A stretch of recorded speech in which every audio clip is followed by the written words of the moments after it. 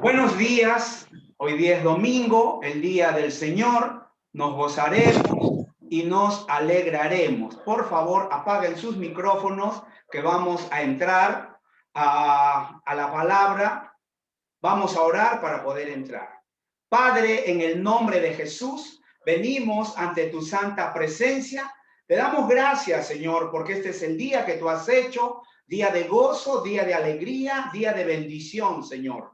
Nuestras mentes están expectantes y nuestros corazones están receptivos para recibir la semilla incorruptible de tu palabra, Señor. Te damos gracias. Gracias, Padre. Gracias por todo lo bueno que eres tú. Te doy gracias por la unción para poder enseñar tu palabra, compartirla con profundidad y humildad y con sencillez en el nombre de Jesús. Amén y amén. Muy bien, amados, esta es la segunda parte de nuestro tema, la segunda venida de Cristo. Dijimos la semana pasada que todo lo que es de Jesús es nuestro y todo lo que le ocurrió a él nos ocurre a nosotros porque estamos unidos con él. Vamos a Efesios 2, 4, 6. Efesios, al libro de Efesios, capítulo 2, versículos del 4 al 6. Y leemos, si están ahí.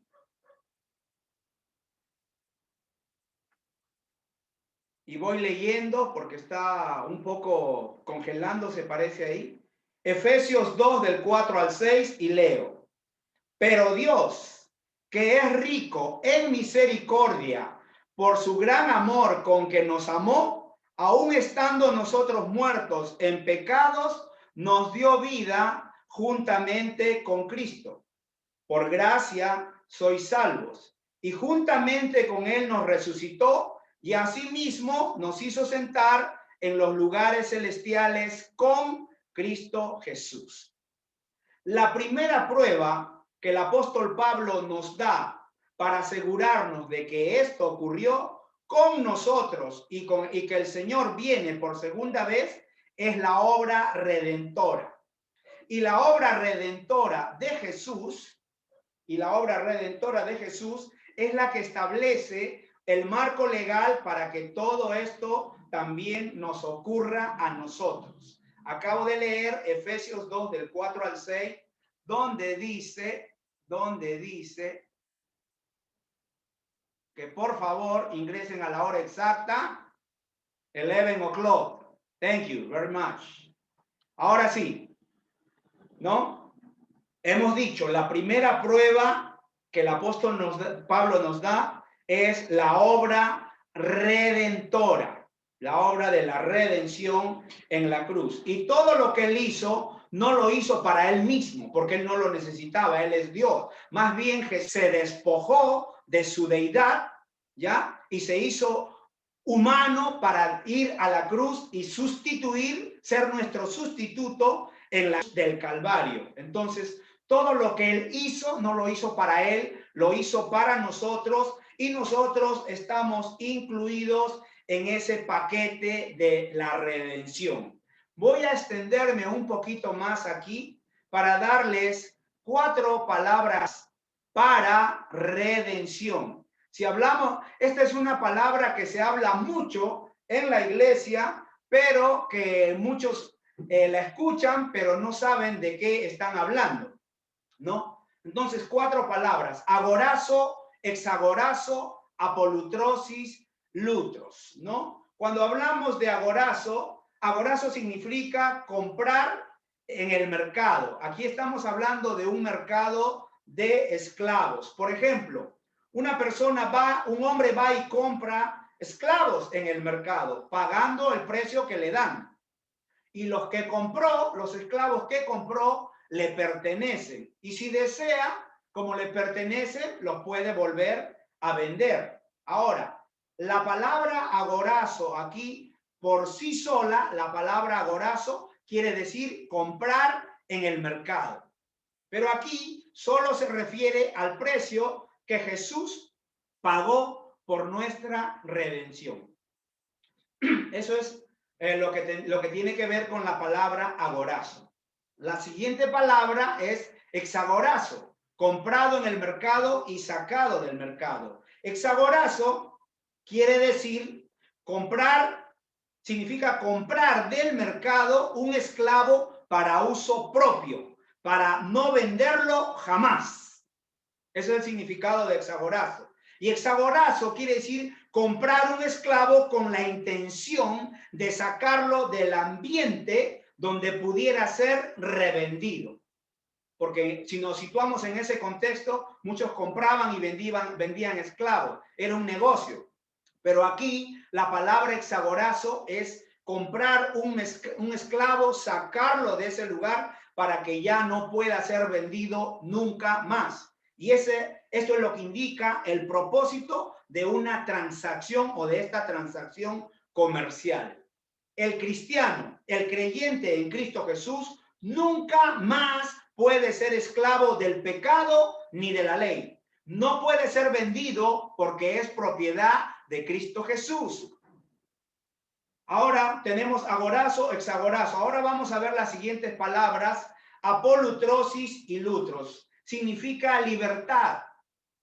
Libertad, lutros o apolutrosis. Libertad por medio del precio del rescate con el fin de liberar a esa persona de la esclavitud. Significa desatar, significa dejar libre. Entonces, nosotros, los que estamos en Cristo, hemos sido libertados de cadenas y hemos sido puestos en libertad.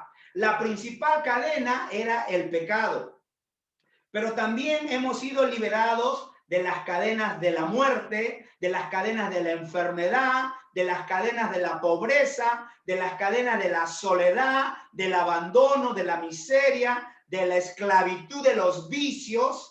Hemos sido liberados y hemos sido comprados en el mercado de la miseria humana. Todo esto de la redención, la obra redentora, es la primera prueba. Ahora vamos a pasar a la segunda prueba. Y la segunda prueba o evidencia de que esto va a ocurrir podemos encontrarla en Primera de Tesalonicenses, capítulo 4, versículo 14. Y leemos: porque si creemos que Jesús murió y resucitó, así también traerá Dios con Jesús a los que durmieron en él. La Biblia es la palabra de Dios y la palabra de Dios es la palabra de Dios, no la del diablo. Y la Biblia es la verdad. La Biblia nos da la verdad absoluta y la Biblia recibe muchos títulos. La Biblia es la palabra de Dios, la palabra de fe, la palabra de gozo, la palabra de esperanza, la palabra de vida, la palabra de salvación, la palabra prevaleciente que prevalece, la palabra que permanece para siempre y la palabra profética más segura.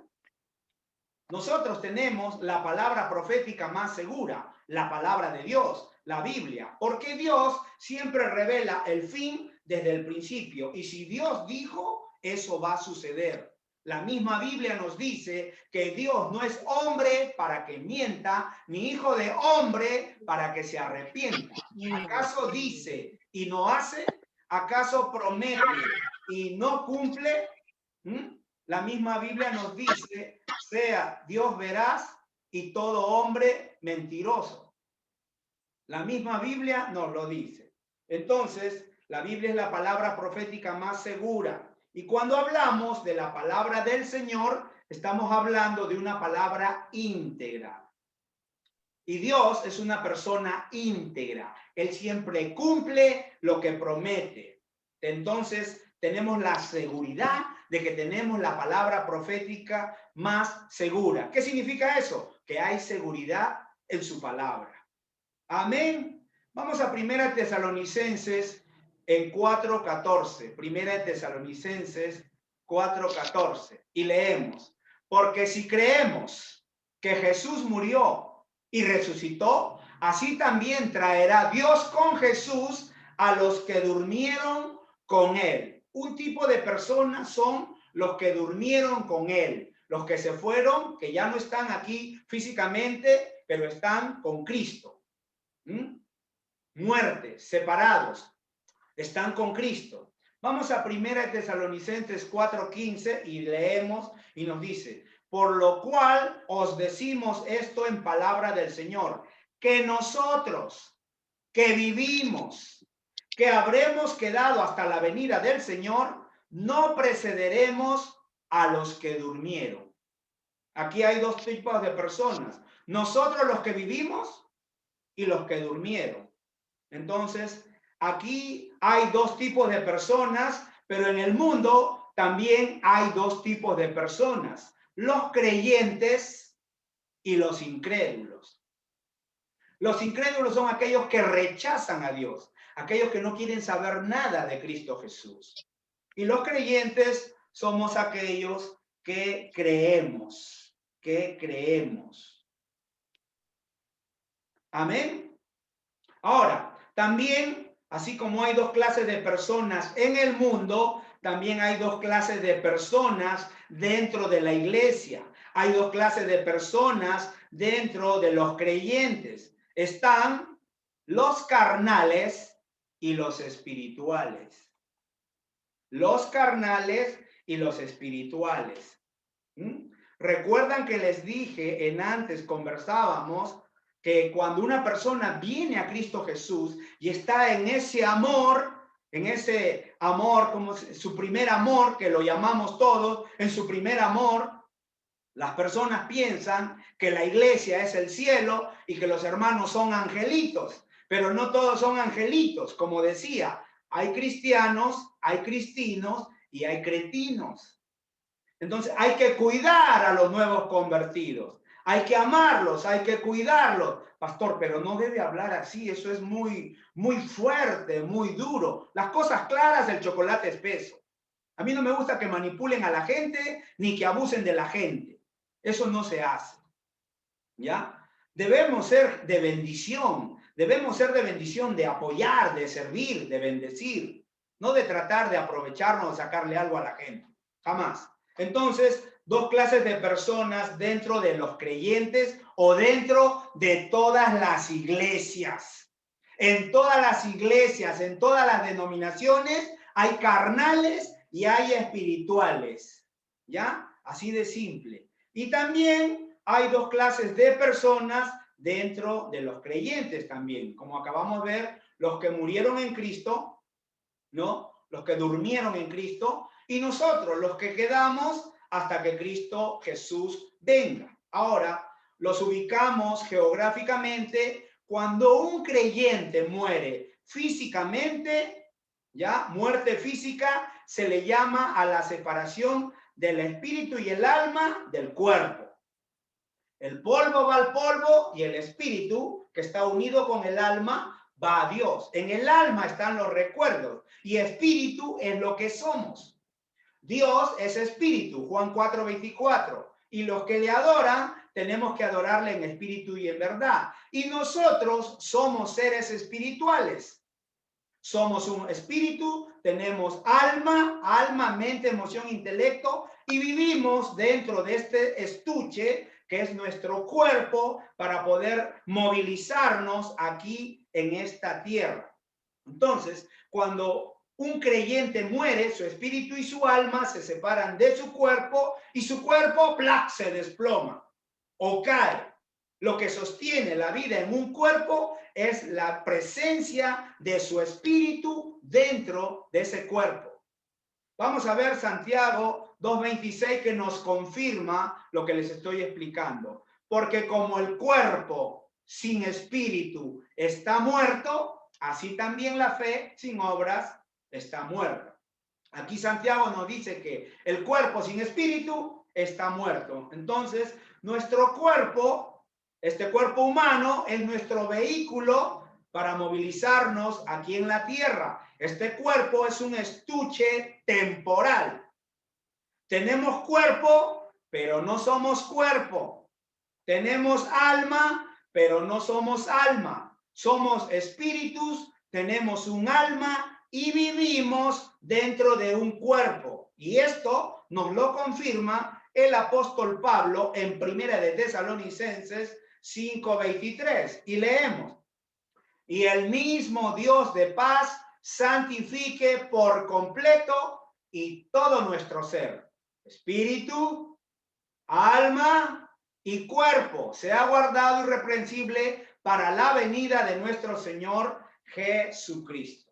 Entonces, tengamos bien claro, tenemos cuerpo, pero no somos cuerpos. Somos espíritus, tenemos alma y vivimos dentro de un cuerpo. Ahora vamos a ver 3 clases de muerte en la Biblia. Está la muerte espiritual. La muerte espiritual es con la que nacemos todos físicamente. Por un hombre entró el pecado y por el pecado la muerte, y la muerte pasó a todos los hombres, a toda la humanidad. ¿Ya? La muerte. Todo hombre nace muerto. ¿Cómo es eso, pastor? La palabra muerte significa separación. Es la palabra thanatos en la Biblia. Entonces, toda persona nace separado de Dios. Nace físicamente, pero muerto espiritualmente. ¿Recuerdan las palabras de nuestro Señor Jesús? Deja que los muertos lleven a sus muertos. ¿Cómo? ¿Que los muertos lleven a sus muertos? Sí, esas personas estaban vivas físicamente, cargando un féretro con una persona muerta físicamente, pero espiritualmente muerto, separado de Dios. Y esas personas que iban caminando, cargando ese féretro rumbo al cementerio, ellos también estaban muertos, separados de Dios. Entonces, la muerte espiritual significa separación de Dios. Y la muerte física, ya, es cuando una persona muere aquí en la tierra. Podemos verlo en este tiempo con la madre de nuestra hermana que acaba de fallecer. Ha sido separada de este mundo físico. Y tenemos la muerte segunda, que es la muerte en el lago de fuego y azufre. Eso es lo peor, eso es lo horrible. Cuando una persona va ahí eternamente. Eso será al final de los tiempos. Entonces, cuando el espíritu y el alma se separan del cuerpo, van al cielo, a la presencia de Dios. No se quedan penando, ¿ya? No se quedan penando ni van al purgatorio. El purgatorio no existe en la Biblia. Usted no va a encontrar purgatorio en la Biblia. Eso no existe. Vamos a 2 de Corintios 5:18. Dice, pero confiamos y más quisiéramos estar ausentes del cuerpo y presentes en el Señor. Estar ausentes al cuerpo no quiere decir dejar de existir. El espíritu o los espíritus no se quedan en la tierra penando ni vagando. ¿Ya? Eso tampoco existe en la Escritura. Hay que tener cuidado. Cuando una persona parte de la tierra, se va de la tierra y después las personas dicen, ay, se me apareció la abuelita, o se me apareció el tío, o se me apareció fulano, sultano, mengano.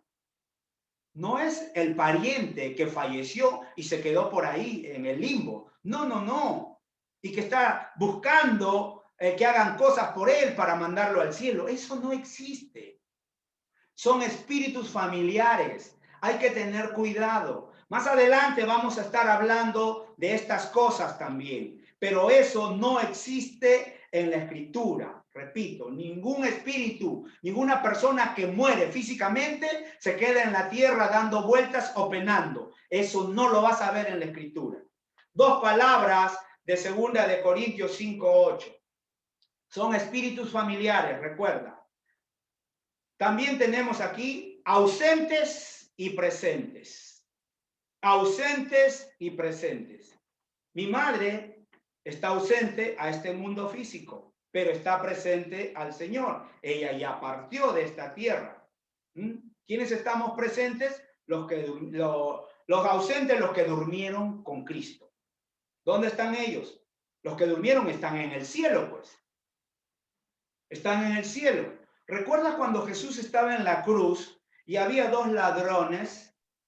Uno de ellos le dijo, por favor, cierren sus micrófonos porque después se filtra. ¿Qué le dijo Jesús? ¿Qué le dijo el ladrón? Acuérdate de mí cuando estés en tu gloria. Le dijo el otro, oye, ya pues, bájate, si eres Dios, bájate y bájanos a nosotros. ¿Qué le dijo el ladrón? Nosotros merecemos estar aquí, pero él no. Y le dijo, Señor,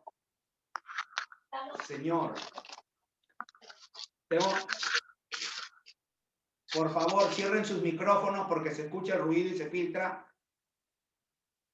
Gracias. ¿Y qué le respondió Jesús? Acuérdate de mí. ¿Qué le dijo Jesús? Hoy estarás conmigo en el paraíso. Entonces, las personas que mueren se van con Cristo. Ya no se quedan dando pena acá en la tierra. Y gloria a Dios por eso. Dos tipos de personas que están en el cielo. Los del Antiguo Testamento y los del Nuevo Testamento. Hay dos tipos de personas que están en el cielo. Ustedes ven en el libro, por favor, pueden cerrar sus micrófonos. Ya lo cerré ya. No necesitan abrirlo todavía. Cuando terminemos, ya. Entonces, en el Antiguo Testamento usted ve el seno de Abraham y el Seol. Los buenos iban al seno de Abraham, los malos iban al Seol, y los que estaban en el seno de Abraham no podían pasar al Seol, y los que estaban en el Seol no podían pasar al seno de Abraham. Cuando hablamos del Seol, hablamos de lo que es el Hades, hablamos de lo que es el infierno, ¿ya? Pero en el seno de Abraham ya no quedó nadie. Cuando Jesús murió y descendió, Él se los llevó a todos. ¿Y dónde están?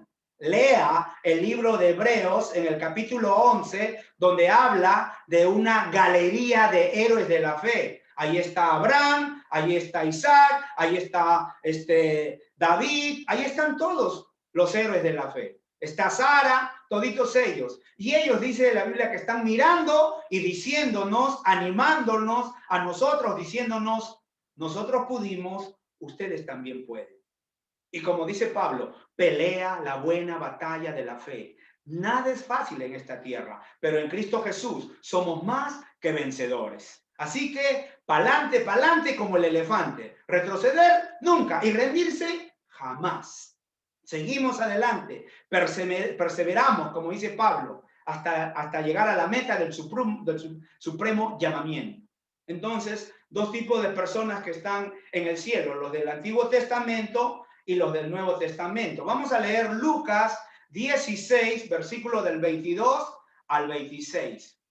Lucas 16, versículos del 22 al 26. Como está muy chiquito ahí, no lo van a ver en pantalla, se los voy a leer.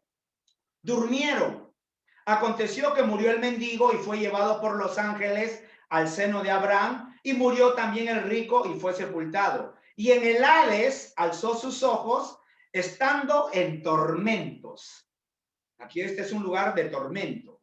Y vio de lejos a Abraham y a Lázaro en su seno. Entonces él, dando voces, dijo: Padre Abraham, ten misericordia de mí y envía a Lázaro, que moje la punta de su dedo en agua y refresque mi lengua, porque estoy atormentado en esta llama. Estaba ardiendo, estaba que se quemaba. Un tormento de fuego, candela. Pero Abraham le dijo: hijo, acuérdate que recibiste tus bienes en vida y Lázaro también males, pero ahora estés consolado aquí y tú atormentado. Además de todo esto, una gran cima está puesta entre nosotros y ustedes, de manera que los que quisieran pasar aquí, a ustedes no pueden, ni de allá pasar acá. ¿Se dan cuenta? Ahora, esto es cuando el Lázaro, el mendigo, se va al seno de Abraham y el rico se va al Seol, al Hades. Y hay una mentira muy grande, que todos los pobres se van al cielo y los ricos se van al infierno. Eso es falso.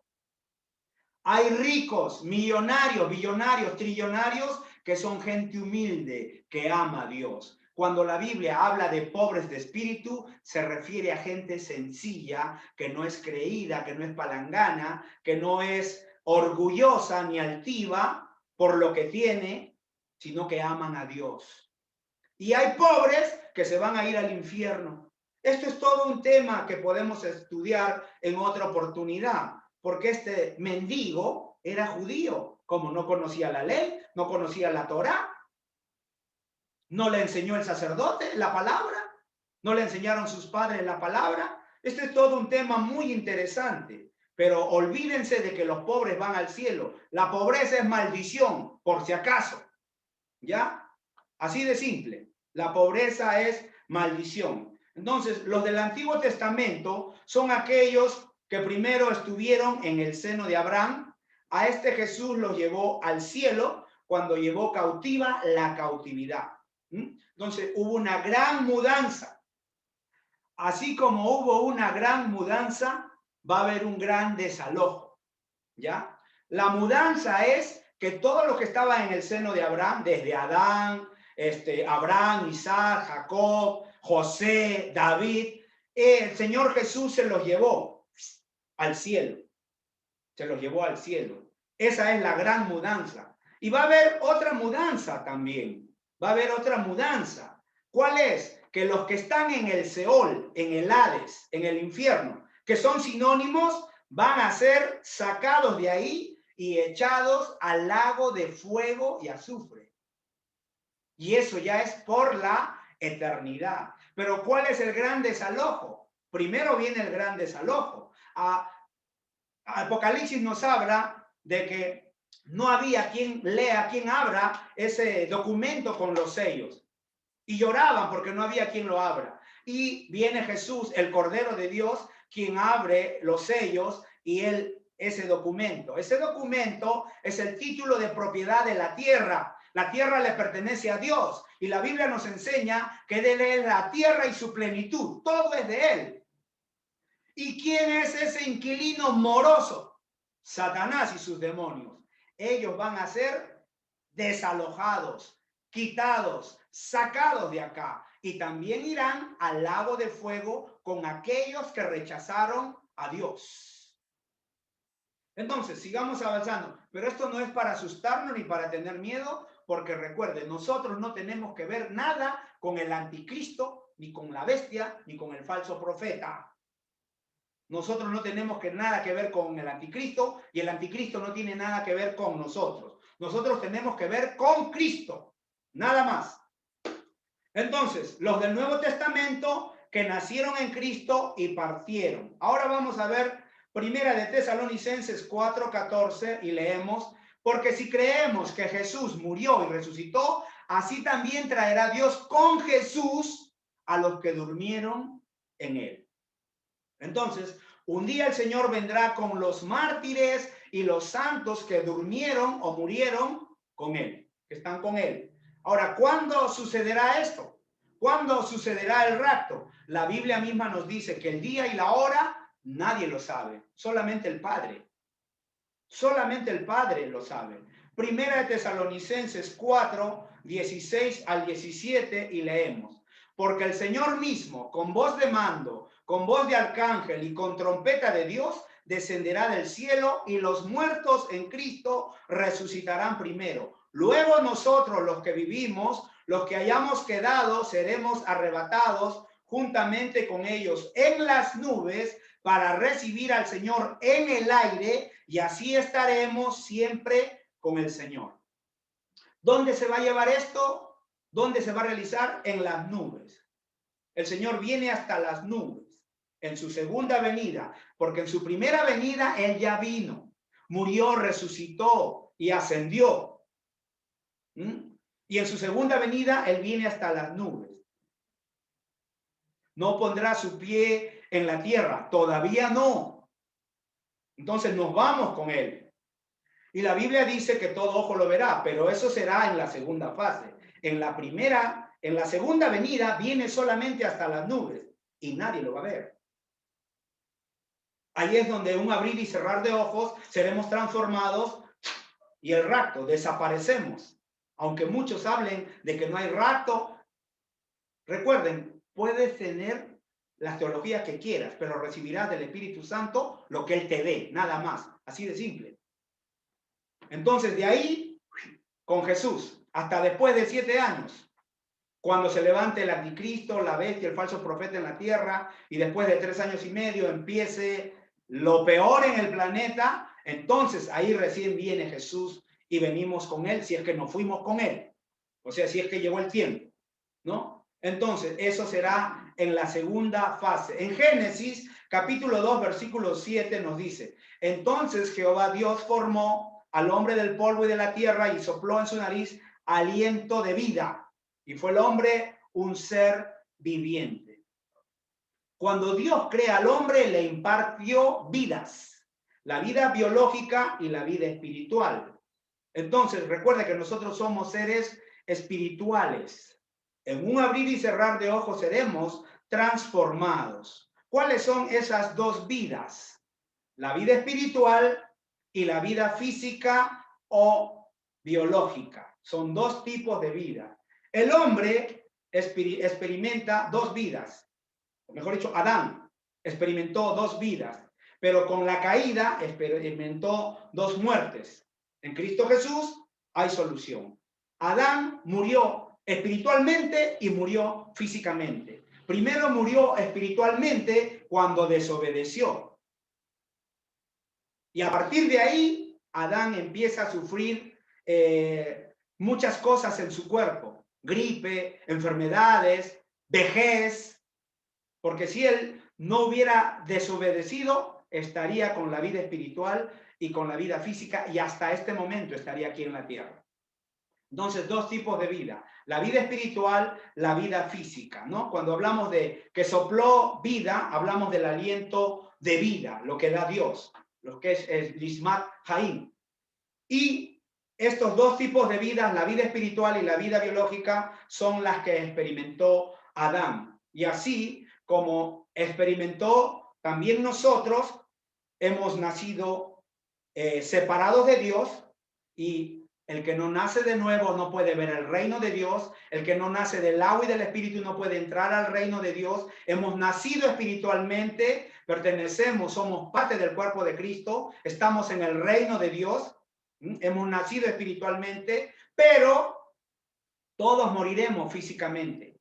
Pero gloria a Dios, porque tendremos un cuerpo glorificado, mejor que el que tenemos ahora aquí en la tierra. Tendremos un cuerpo glorificado como el que tiene nuestro Señor Jesús. Dos tipos de resurrección: la resurrección espiritual y la resurrección física. Jesús habló de resurrección de justos e injustos. O sea, todos los que se murieron sin Cristo también van a resucitar. Y el que no se halló su nombre en el libro de la vida será lanzado al lago de fuego. El que no se halló en el libro de la vida. Entonces Jesús habló de resurrección de justos e injustos. Habló de resurrección para vida y de resurrección para muerte. Y los que se pierden eternamente nunca van a experimentar resurrección espiritual después del juicio del trono blanco.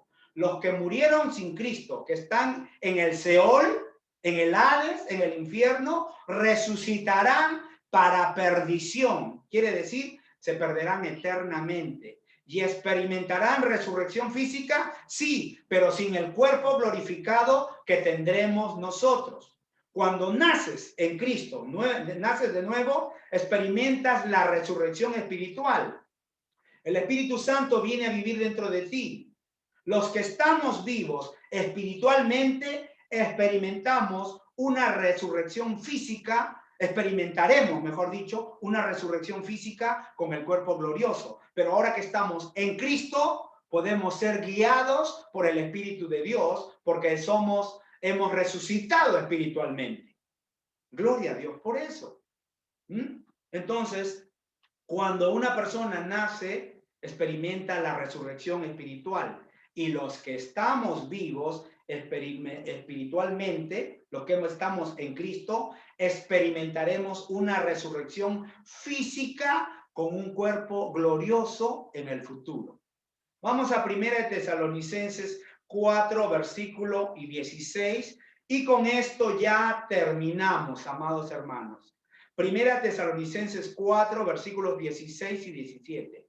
Porque el Señor mismo, con voz de mando, con voz de arcángel y con trompeta de Dios, descenderá del cielo, y los muertos en Cristo resucitarán primero. Luego nosotros, los que vivimos, los que hayamos quedado, seremos arrebatados juntamente con ellos en las nubes para recibir al Señor en el aire, y así estaremos siempre con el Señor. 4 cosas para terminar, 4 cosas que se desprenden de estos versículos, ¿ya? 4 eventos de estos versículos de Primera Tesalonicenses, capítulo 4, del 16 al 17. ¿Cuáles son esas 4 eventos, 4 cosas importantes? Número 1, viene hasta las nubes el Señor, porque descenderá del cielo, viene hasta las nubes. Número 2, la resurrección, y los muertos en Cristo resucitarán primero. Luego, el rapto. Número 3, el rapto. Los que hayamos quedado seremos arrebatados. Y número 4, nuestra reunión con Él. Juntamente con el Señor, con ellos en las nubes para recibir al Señor en el aire, y así estaremos siempre con el Señor, nuestra reunión con Él. Entonces, 4 puntos para terminar de lo que hemos estado leyendo de Primera Tesalonicenses, capítulo 4, versículo del 16 al 17. Número 1, viene hasta las nubes. Número 2, la resurrección. Número 3, el rapto. Número 4, nuestra reunión con Él. El Señor Jesús va a venir. El Señor Jesús va a regresar en su segunda venida, y tenemos que estar como las vírgenes prudentes y sensatas, ordenando nuestra vida, llevando una vida en santidad, una vida piadosa y santa que agrade a Dios, predicando el evangelio a diestra y siniestra. Vamos a orar para terminar